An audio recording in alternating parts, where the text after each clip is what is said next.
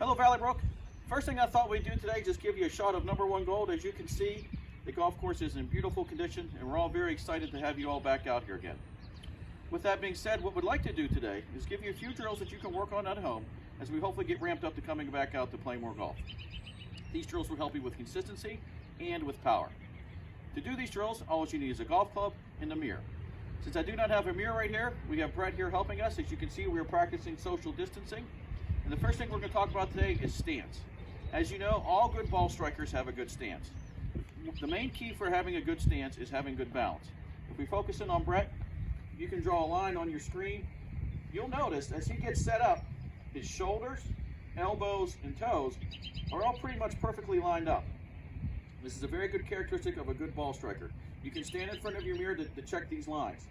You also notice that his weight is not always on his heels, but it's off his heels somewhere in his shoelaces. This gives you very good balance, and in particular, good balance to be able to transfer your weight back and forward. So again, what you'll look for in the mirror is shoulders, elbows, and toes. We call this the set position. And make sure that your weight is not focused on your heels, but somewhere in your shoelaces. This will really help you with your consistency. Now, to help with power, if we focus in on Brett again, one of the main reasons that players have trouble with power, Brett, if you'll turn the other way for us, is as they take the club away, they tend to keep it very close to their body or very narrow to their body.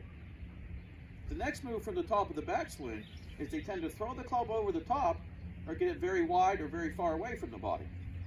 Then on the way through the hitting zone, through impact, players tend not to extend their arms, and again, they tend to have that be very narrow. So you have a golf swing that starts out narrow, gets wide on the way down, and it finishes very narrow. Narrow, wide, narrow. This is not a recipe for power.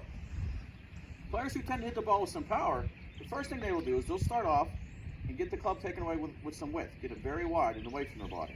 You can check that in the mirror. Make sure your arms are extended. The next move that we'll make is we'll tend to have some lag as we come down, and the club gets a little closer, a little bit more narrow to the body.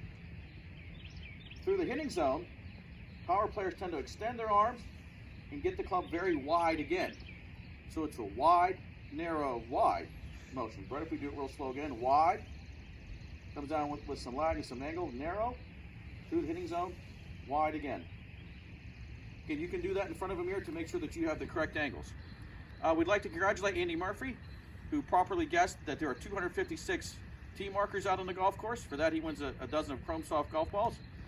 If you can answer this question, how many bunkers are there on the entire facility at Valley Brook? Again, email me, mikep@valleybrookcc.com for a free dozen of Chrome Soft golf balls. Again, how many bunkers are there on the entire facility at Valley Brook? Take care, everyone, and we sincerely hope to see everyone soon.